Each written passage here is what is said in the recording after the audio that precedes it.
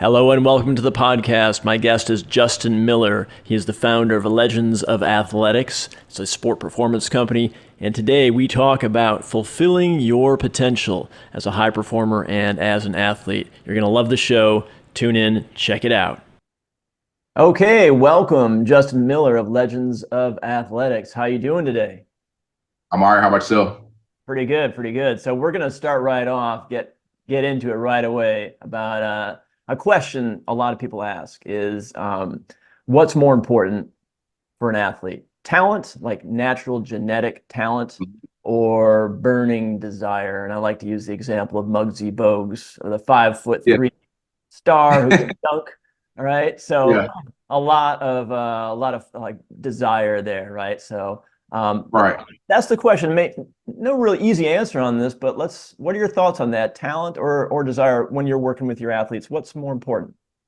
Yeah, I think it's a little. I think it's a mixture of both. So I'm gonna play the bipartisan card here, Okay. but I think it's a mixture of both. But if I was to say which is most important, I would definitely say the talent more than the desire, more than the desire.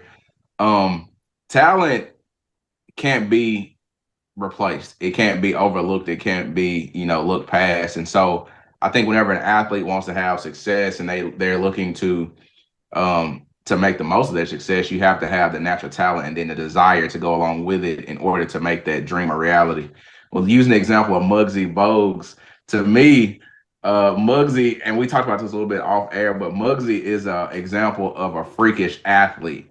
If you look at that standard or the average person that's 5'3", they're not jumping that high, they're not running that fast, and they don't have the ability to keep up with people who are taller than them by a foot plus at minimum or maximum. At minimum a foot plus taller than them. So running the court with a 6'3" guy is kind of crazy, and then playing defense and then being able to do that at a professional level is even more insane because he played in the era of Jordan, of course, and that golden era of basketball. And so for him, he has both. But if I say like the perfect athlete, the athlete is going to do the most is going to be talent. Talent's going to be a little bit more than the desire. And we'll probably get a little bit more into that as we go along in the podcast, just so I can give more context to the answer. But yeah, Yeah. definitely go with.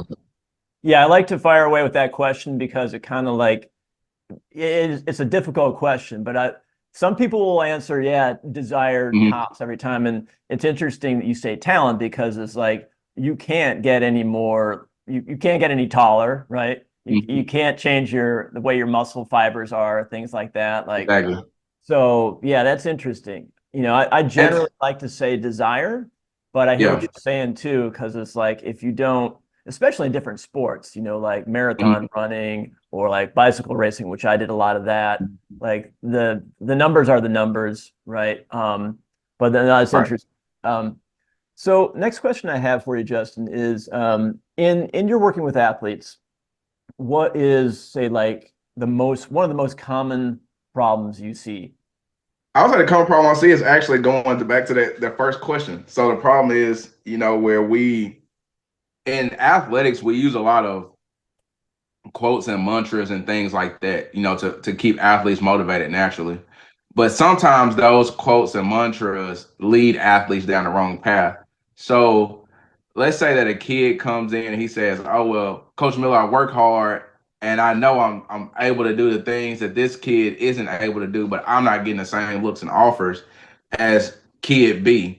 Well, if kid, let's say in this scenario, the kid A is 5'9", 5'10", can shoot. Well, he will stay with basketball. He can shoot a jump shot. He can hit 7 out of 10 jump shots. And kid B is 6'4". He may be able to hit 4 or 5 jump shots. Well, sports naturally is political and it's a meritocracy. May the best man win, but it's more so of a thing too of, well, this kid is already meets the metrics. Like you just talked about the you alluded to with the bicycling. He has the metrics, he has the height, he has the size, he has the speed, but then kid A has the work ethic. Well, whenever going to the next level, sometimes this is where it kind of gets mixed up. It's like, we tell kids to work hard, but we don't tell them or a lot of times in sports, we don't tell them the nuance of, hey, you gotta some things are beyond your control. Like Right. God didn't make you 6'2", so you may not get the same looks and opportunities that this kid will get at 6'4". You see what I'm saying? And so that's the biggest thing that I see that, you kind of have a problem with sometimes. And then today, just naturally, a lot of people are putting more money in the sports. Parents are putting more money in the sports, especially with travel leagues and baseball, football, well, whatever sport you want to play, to have a travel team associated with it now. And so a lot of times people get mixed up in, well, my money can buy me the opportunities, or if I just work hard purely, that buys me the opportunities. You know this as well as I, being in business. You can work hard, but you also have to make the right connections. You have to be in the right positions, and everybody doesn't get the same offers. That's just in life, period. So it must be tough, as a coach. You don't want to kill a player's spirit, but you also want to be Mhm. honest with them and set them up for success, right? So it's kind of like, Exactly. well, where do you find that edge? If you're working with, yeah, let's say like a basketball player who's like barely 6 foot, right? But like they just got the Right, right, drive, the right. hustle, like they're really, and they say, I want to go to the NBA, like that's their dream, right? And then again, like that Mhm. example, like someone's like 6'4", Right, right? right. A peer who's like 6'4". So how do you as a coach, or how can Mhm. any coach really um, encourage that shorter player, right? And Right. at the same time, like being kind of honest with them. Do you let that Mhm. player explore and quote unquote fail on their own and encounter the Right. obstacles on their own? Or do you kind of like, give them some practical advice? Like, what do you do with that player who's like, right on the edge of the metrics that we're talking about? So to me, the first thing I do, I learned this from the coach head, which was the first coach I ever worked with, fresh out of college. He taught me a lot and mentored me a lot in coaching. The first thing you do is start with love. You got to tell a kid like you love them and you care about them. If they know that you love them and care about them, they know that you're going to be honest with them. Because I think a lot of times people say that they can say they love and care for somebody, but then when you ask them for the honest truth, they're not giving it to you. And Mm. so you have to start that off with the objectivity of saying, "Hey, I love you," and I'm saying this from a position of care and not a Right, position of killing your dreams. right, And you have to be realistic and say, "Hey, this is what we're looking at. Um, it's possible, but these are the things that we have to do. These are the metrics that we have to meet because it's possible." I've had kids that go to school for basketball, play Division 1, lower level Division 1, but play Division 1 basketball that were not 6'2", 6'3", 6'4", but you have to be exceptional at your craft in order to do that. So we have to be great passers of the ball. We have to be great visionaries of the ball. Great visionaries on the court. We have to be great shooters, great teammates. We have to work on the things that other people don't want to do. So doing the dirty work, such as getting rebounds, having good defensive skills. You don't really have room in your game in that position to be laxed in certain areas of your game as a person who has those skill sets already. And so I think that's where it starts with, and then that's how you invoke the person to change. I got this quote from Nick Saban, which I like listening to a lot of his stuff, and I like the way he frames coaching. But we're in the business as a coach to invoke human performance, and so you want to be able to take that student athlete or an athlete that may not be in school and allow them to go beyond what they think they're capable of, and to pull their highest capabilities out of them. That's literally what you do as a coach, whether you train, whether you're a mental coach, whether you're a psychologist, whatever, you're trying to get that athlete to believe in themselves at a higher position. And then they're able to climb to that position if they start believing. And so that's the things I've seen the most success from, within my coaching career, and having the kids that go on to have great success. Those kids have gone on to do that when they believe those things, and you keep it real with them. That way, we're not disappointed by believing a pipe dream that's not, right. that's not realistic. Yeah. Hmm. I love what you said there because like the goal of the coach is to help the athlete pull their highest performance potential out of them that's given to them, endowed to Exactly. them. And so that's what your role is.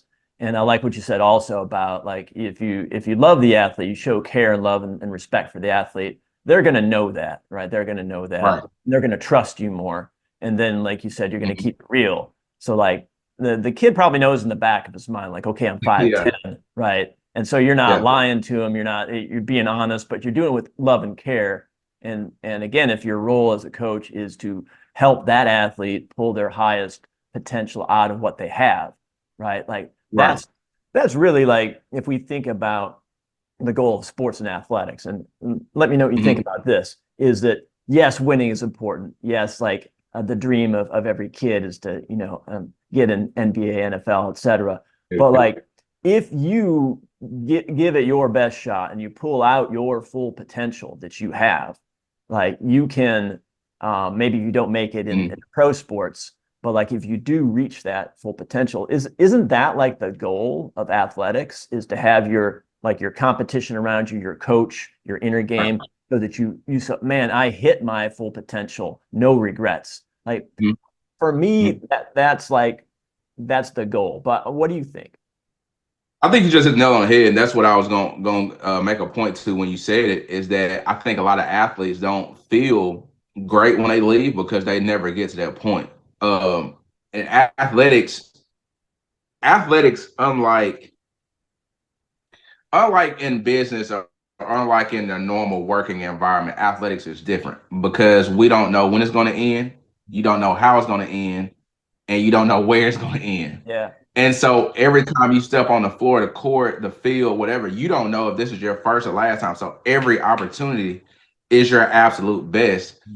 Where we get into a point where we can take a or have a misstep is when we don't do the things that you just said. We don't put ourselves in position to get the best from ourselves at that point. We don't put ourselves in a position every off season to be the best and show up in our best human self or best form that we can be for the team. And so I think that's when a lot of athletes lay their head on their pillow at night and say, "Well, man, I could have did this better. I could have put a little more time in there. Could have done this a little differently." It's because when you had the opportunity, you didn't take it. Athletics, unlike anything else, again, is a small finite window of your life. You don't play it forever. You don't get the opportunity forever. It's a small window, and at a highly competitive level, like saying I'm playing for the school or whatever, you can do the things like that as an adult. But tackle football, you'll never play again as a regular citizen. Right. Um, Basketball at the peak form, you can go to the YMCA and play and things like that. But like for a school in front of crowds and things like that, you don't do that again. And a lot of athletes struggle with that. I mean, and that's part of the part. And tell me, I may go off. I'm try to go off scale, then come back to it. But Yeah. that's the parts that keep you up at night. Um, Many of our athletes don't have an identity outside of sports, and so you have to go about that as well.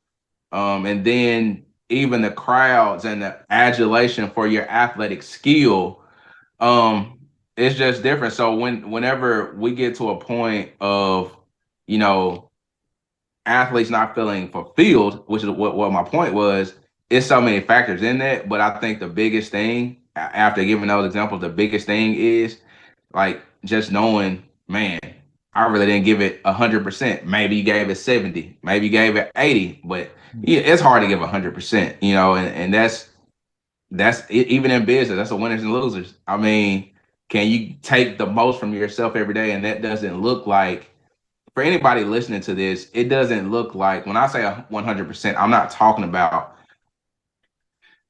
when I say your best, I'm not saying your absolute championship game 7 of the finals best every day. I'm saying the best you can give for that day, Right. every day of your life. Yeah. That's your best. Constantly making deposits in a bucket is your best. And so I think just a lot of athletes and even people in general just don't do that. And so we're sticking to the world of athletics. That's what athletes get caught up in. And so that's why it's a little hard to let it go and things like that whenever it's over. Um, I Yeah. can't remember the question, but yeah, Yeah. it's over. That's the biggest thing. But yeah, that's one of the biggest things I can think of. Yeah. It's just No, absolutely putting yourself out there. yeah, you're right. It is such a unique opportunity, right? So like anyone can go into business almost at any time, right? There's that. You can go to college, Mhm. go to school. Like these are all challenges, but athletics is unique in that there is that window where your body is at its optimum, youthful best. You have the competition. You have like I think as a coach, and let me know what you think about this, of again having that like honest conversation with athletes without imposing Right. any kind of your own will on them, of like just being real, like, hey, this is a small window of opportunity, right? You got to take advantage. Right. You really want this, like here's what you got to do, right? You got to put in the training. It's a small Mhm. window. Once you're past a certain age, like it's not going to happen. It's just not. You have like some Exactly. outliers there, like Mhm. in baseball, for example, you can have people kind of older, but generally Yeah. speaking, like, you got to be a young person doing it. So as a coach, like how do you help? Do you see athletes who are maybe not quite realizing what a golden opportunity it is if they get, picked for, D1 team or something like that? Exactly. And you can Mhm. tell like they're maybe kind of slacking and think they have all the time in the world. Do you see that sometimes with your athletes? Yeah. I mean, I see it quite often. I mean, we live in a social media era right now. I mean, that's what it Mhm. is. And so, after the kid gets a scholarship, they get signing day, and everybody, praise them. What's easy to do is become very relaxed again, and forget what got you there. Yeah, The hard work and things like that, sacrifices that you made to get there. A lot of athletes just forget that, and so in that scenario, you know, for me, most of the time I'm working with guys 16, 17, 18, 19, 20, 21, 22. We all been young. And when you're young, you yeah, feel like it's never going to end. I'm 34 now. People may think I'm younger, but I'm 34 now. So whenever you're younger, you can't see the bigger picture or how far up the road right, that life goes. And so a lot of people just take it for granted. Going back to the last thing I said, just take it for granted. And then by the time you try to lock in or try to do the things that you should have been doing a year, 2 years ago, it's too late. right, And athletics is just like business. It's very competitive, and it's a lot of people that want a job that may have two openings, three openings, and so it's only for the elite that keep going up. That's why I look at it. I mean, I would throw that question. I know you work with athletes as far as like mindsets. What are some things that you see? I know I'm kind of going off script. What are some yeah. things that you I like it. see, Yeah, as far as athletics whenever I'll say towards the beginning of the career versus the end of the career. But and I'm asking it in the sense of this, right? I'm gonna frame it for you a little bit. yeah, One thing that I see is like the light when kids come out of high school, like the light in their eyes, like, yeah. oh man, I'm about to do this. And I also see the dimness when they know it's over. Like Mm. that spark isn't there. So in your field of work or practice, how do you kind of navigate that? Yeah. Yeah. One conversation I have with all my athletes is, what is your career? Let's think about your athletic career as really almost like a business career, so that Mhm. we're already planning your exit. So when you're 18, let's actually talk about when are you retiring. I know that Oh, that's sounds good. weird, but Yeah, that's real good. That's great. I've never even thought of it that way. yeah, but like there's so many athletes who they don't kind of brand themselves early enough, and they're just kind of like out there, and they're not documenting. I mean, you don't want to be doing too much social media. But my point here is that if in the back of every athlete's mind, especially if they're talented and they Mhm. can make it in the pros or make some sort of money at it, there's in the back of their mind there is that worry about, well, what do I do after my sport? Mhm. What's next? Right? Even if they're like 20 and they're still super young, and people say, "Oh, you don't have to worry about that yet." I say, worry about that, or start Right. talking about it. Like, what is your exit plan? And that'll help you networking, and that'll help you keep your image up. Like you are a brand. Like if you're a Mhm. pro athlete or even college athlete, you are a brand. So how do Exactly. you and when I work with athletes, like let's actually work your entire life backwards. I don't get, super, super deep, but like talking about that, like what do you want to be doing? How do you want to leverage your athletic career? Do you want to start networking now so you can set up your own business? Kind of like what you're doing. Do you want to switch into something Right. completely different? And I think that alleviates a lot of anxiety and actually helps focus athletes more. Is like, oh, I know I have an Mhm. idea what I'm going to be doing after I'm done, right? So that if Right. I'm hitting 28, 29, 30, 31, and I don't have no idea what I'm doing, after this, like your performance is going to go down, Right. right? So I like to kind of ground them Right. in that, looking at your athletic career as like a business. You are starting a business for yourself. Take it seriously. There's opportunities. You want to network. You want to keep your image up, Hmm.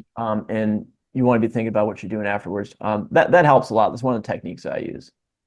Yeah, and I think what you're saying is great because one thing we see with athletes, I know I see it, I'm sure you see it as well, is delayed adolescence, and Mm. so these guys and girls never grow up because they've always been in sport, they've always had someone tell them what to do, and let's be honest, in some scenarios, some kids get in and out of trouble because of their athletic skill, and so you're not really charged like I say this with the kid who plays his senior year of high school and knows he or she knows they don't have anywhere else to go. They've already had that plan at 18, 17, 18. You who got that D1 level scholarship and maybe the opportunity to play professional has never had to think about that yet. And so those are two scenarios or two different people that live the same life but had different choices. And so I definitely agree and think what you said is great there. Yeah. Yeah, I think, and this is the importance of coaching too, right? Like having that coach that does talk about some of the more difficult topics, like what am I doing after my Right. sport, and not just focusing on the next game, right? But like, I think it's so important what we do as coaches. Um, I was looking at your website of the talk like iron sharpens iron, right? Right, right, right. Right. Like that's just so true of like, and what you're saying earlier too, of like the coach's role is to help that athlete bring out their full potential. And it's kind Mhm. of like whatever that potential is what it is. Like you can't change, yeah, what you've been given. But what we Yeah. can do as coaches is I like really empower the athlete. Like here's the reality, here's your choices. Mhm. And here's my experience. I'm going to help you with that. But it's just such an important role that we have. And, in watching some of your YouTube videos and listening to some of your podcasts, it's quite clear to me that you really love doing what you do. Like Yes, sir. I can see that fire that you have, that spark. Yes, sir. And I think that's what you want to look for in a coach. So if you're an athlete listening right now, look for a coach who's enthusiastic, who really Mhm. loves his or her craft, and, Right. and like you were saying, respects you, really like cares about you, and is being real with you, right? Yeah. Because eh, people have a BS detector, right? It's like, Yeah. here's my coach, right? He's kind of, like, yeah, okay. But yeah, we got to be real with athletes. I think that's really important. So Justin, I want to switch gears a little bit here. Let me ask you Yeah. this. When now, do you work with other coaches, say like coming in as a specialist for like coaching coaches? Do you do any of that? With like talking about with the coaching staff, like coaching the coaching staff, Yeah, or like just so working like in. maybe like the mental performance or something like that. Do you come in and work, with the coaches in a particular specific area or with a particular like, shooting or in football, just Yeah. specific exercises. And if you do that as a specialist, do you have any challenges or do you see things with the full-time coaching staff that maybe could be a little challenging? Yeah, I've had the opportunity to work with some coaches in the past, and even one currently, as far as like coming in and doing speed and agility work for the team with them. Not no much so the mental aspect of things. Most of those kids are like kids I work with in a one-on-one setting, or they get training from me already. Okay. To me, working with a lot of coaches, the biggest thing that I would say that you see, and this is with anybody, this is not just coaches, this is for anybody that is at the 1% or an elite person in their field. You see a level of humbleness and willingness to learn there. People who have, I was about to say, I'm not saying this to be intentional, but I am being intentional. People who have large egos and keep their doors closed and their camp closed. I'm not saying keep it closed because of what they're doing and how they're working, but I'm saying keep their doors closed to learning new things. And I'm not just saying that for me, but learning new things and even allowing new voices in. You see a stagnation there. Like they have a ceiling and it's a glass ceiling that they keep hitting and they don't know that they're hitting it. But people who are open to learning and open to being at that elite level have mentors and people around all the time that, of course they filter these voices, but they have great voices around them. And so that would be like the biggest challenge that I think that I've seen in coaching staffs is just the level of ego. And then that mirrors into the team that they have. You can tell by the way the team goes if the locker room is clean, Mm. if it's not clean, if it's very yes sir, no, well, I'm in the South, so yes sir, no sir, versus everybody's kind of level. There's no hierarchy there, and so those are the biggest things I see. And I just see teams that have success have levels of hierarchy, one, and they have coaches who are always open to learn too. They're always evolving. Mhm. Anybody that always evolves and always learns, you're always going to grow.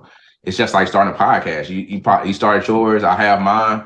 You do your first couple episodes, you may have 5 listeners, you may have 50, you may have 100, and then it tanks down, then it goes back up.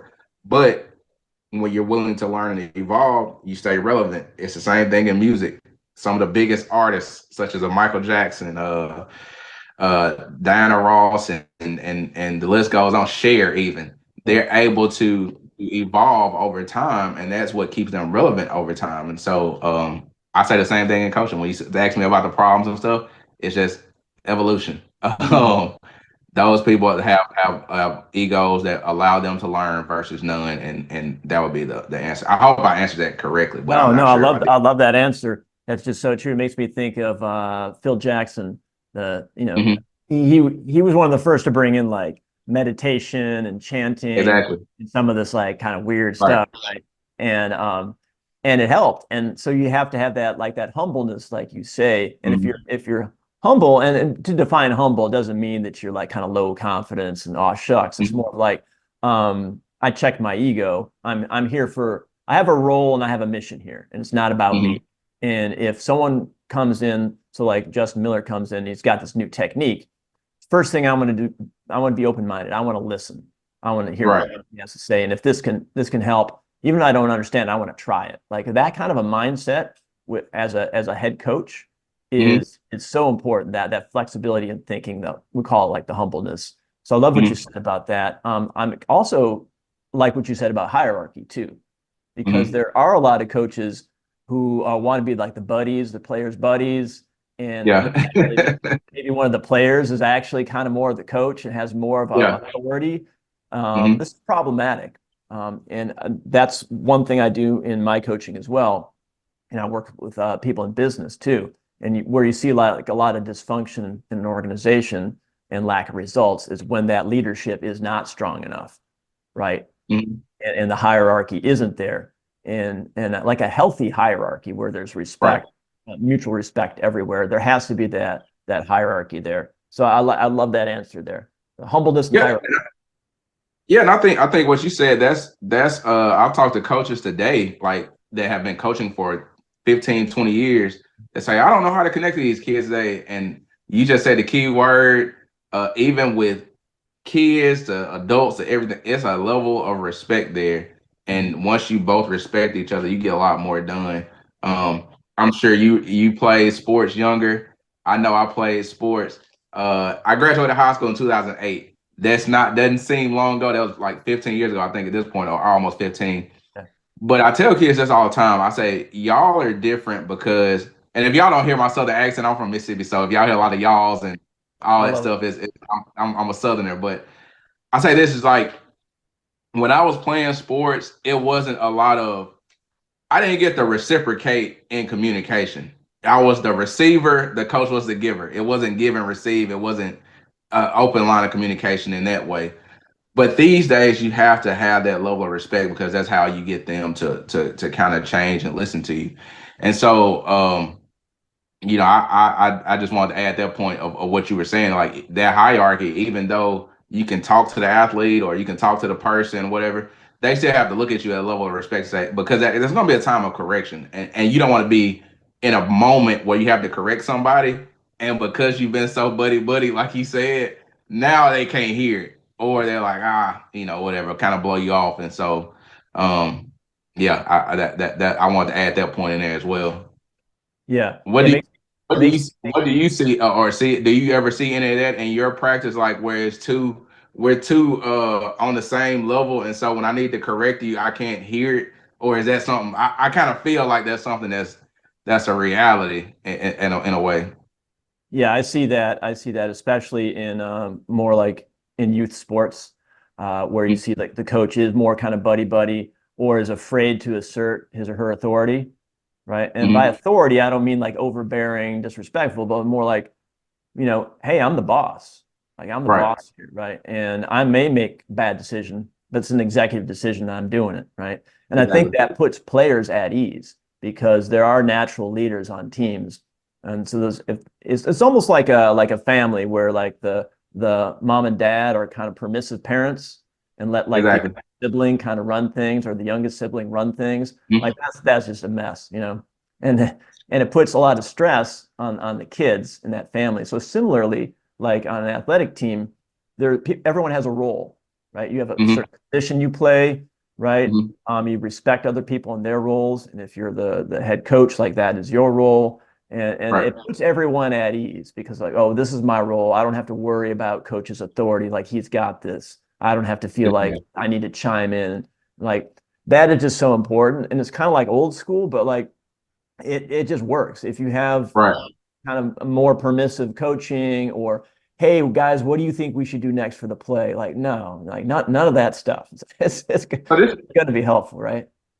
so I want to ask you this, right? Yeah. It goes along with that. So don't let me take too off beat. But what do you think about? Why do you think that some coaches are afraid to like be more assertive, or to kind of say like, "Hey, this is what we're about to do today. This is Hmm. how it's going to go," and within this circle, you got a little room to move. But for the most part, I'm the final voice in this decision. Hmm. Yeah. So your question is like, why do some coaches are they more kind of lax and permissive? Right. Right. Right. Yeah. I think is they want to be liked. They want the players to like them, Hmm. right? And I think we can call that people pleasing too. Like if Hmm. your goal as a coach is to be liked by your players, like that's the Right. wrong goal because being liked by the players is a byproduct, not the goal, right? So like Mm-hmm. difference between liking and like respecting. Like you can have some difficult players and Yeah. you never really get along, but at the end of the day, they respect you. And like, 10 years later, they'll say that's the best coach ever had. Right. Right. Right. So I think it's just as a coach, like checking yourself. What is my role? What is my mission? What is my Hmm. role, goal, mission? And it's again, like we are talking about earlier, is it to empower and show players how to fulfill and get their full potential out of what they have. Exactly. That's like a mantra, right? And if you Mhm. have, let's face it, there's some people that we work with that maybe that their personalities like maybe we don't quite jive with them, but like Yeah. can still help them, and we may not even like them, and vice versa. Mhm.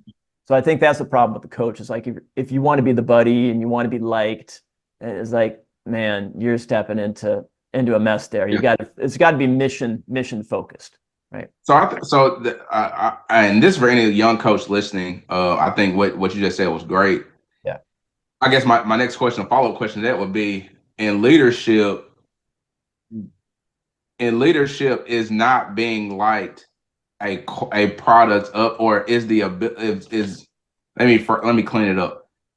In leadership, mentally is not being liked just something that comes with that territory, or do you say, well, I'm gonna go about it this way, and if they like me, like you said, as a byproduct, then that works. But this is the way I see it going. This is the way I see it working and going. Versus, I'm going to go at it with let's make everybody like me first, and then I'm going to assert myself. Versus asserting yourself, and then everybody kind of making their judgment call after that. Yeah. Yeah. It's either it's a good fit or it's not, right? It's Hmm. like yeah, like you gotta be you. You gotta be the kind of coach that you are, the kind of leader that you are, right? Right. And if it's not a good fit, it's not a good fit, right? You can't fake it. I mean, you can fake it, but people are going to see through the cracks, right? Exactly. Right. So you got to come in like I think one of your podcasts you talk about like forgetting about the outcome as a technique, Right. like throwing away the Abandon the outcome. outcome. Yep. Yeah, yeah. So I think that's the same thing in coaching. It's like, look, if it's meant to be, it's meant to be, right? Almost like a marriage, right? So it's like you're good, like either you're a good match or you're not. So Exactly. so like as a coach, again, the goal is here's my philosophy, here's how I coach, and this is my mission is to pull the best talent out of these players, and they will notice that. They'll notice if you're for real and if you care. And if for some reason they Hmm. don't like your personality, like, oh well, you just gotta that is not the outcome, right? Exactly. Yeah, Yeah, it was just a question. But yeah, we can get back to it, man. My bad. I took you off course, but yeah, it was just no, a no, question no. I had. I love this because Um, we're giving value to viewers and listeners. We're having a deep conversation about philosophy of sports, and this is not talked about enough, right? About all these things we're talking about. Well, on this, I want to ask you. I want to if I were to pin you down and say, all right, what is the mission or purpose of your company, Legends of mhm. Athletics? It's to create great young men and women. Mm, Sports is what connects us, but it's not the end all be all. yeah. A lot of my kids now, I've been training for 10 years, and I still talk to like most of the kids that I trained 10 years ago, we still talk today. One of them is about to get married now. So I told them congratulations. Mm, Got a couple that have kids now. And so whenever we can create, and it's very cliche because a lot of coaches say, oh, we're trying to create men, we're trying to create young leaders. But yeah. seriously, like whenever I talk to my athletes, one thing, if anybody ever was to come to a training session, you would hear is we have literally we have conversation. It's not all about get your knees up, keep your chin down, Mm, get your legs. It's not all that stuff. It's more about how you feel today. Well, even when we're done training, in that moment when we're training, we're going towards our goal, our athletic goal. That's what we're going towards. But even when we're done, well, now we have normal conversation. They ask me, "What do you like?" I say, "Well, what do you like to do? What kind of music you like listening to? What hobbies do you have?" And see if we can connect in a different way of that. And so the mission is just to create great young men and great young women that are going to be great parents, great grandparents, great mm, brothers and sisters, and things like that. Because it's not all sports. It's just like I'm thinking of a situation, and this has been years ago, where I had a student athlete that kids. If anybody been around kids, you know how kids do. The kid that got done training has Powerade bottle, flicked it on the bleachers or left it on the bleachers and walked away, and his mom was about to clean it up. And I was like, "Hey man, you can come get it yourself. Like you don't have to depend on your mom." Or I asked, "Hey, does he take out the trash at home?" mm, Or because if you're just only good for sports, mm, that's not a big part of your life. I already talked about this. Like that's just a small sector of what you are. And so what we want to do is create great young men and great young women that'll be great not only now but for the future. And hopefully, going to what you said, they call me and say, "Man, that was the best coaching I ever had. Those are some of the greatest times, the best years of my life." Not that that's the absolute best of your life, right. but one of the best times in your life Mm, that you had working with us in training and just being in a fellowship of other athletes.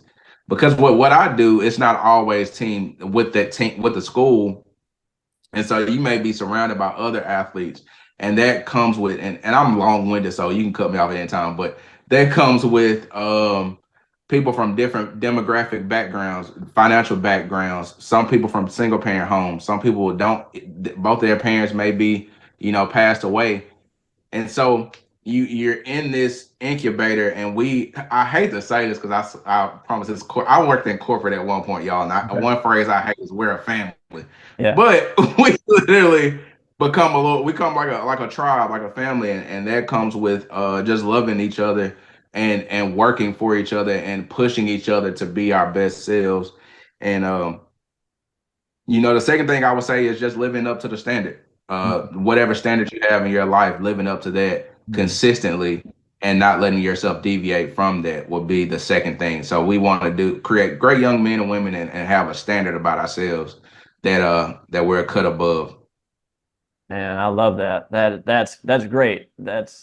That's simple to the point and very deep. So create great Hmm. young men and women and be a cut Hmm. above, have that standard because standards, Right. that's what you fall to, right? Like that's the Mhm. bar, right? So, man, I love it. Yeah, Yeah. we're all gonna face adversity.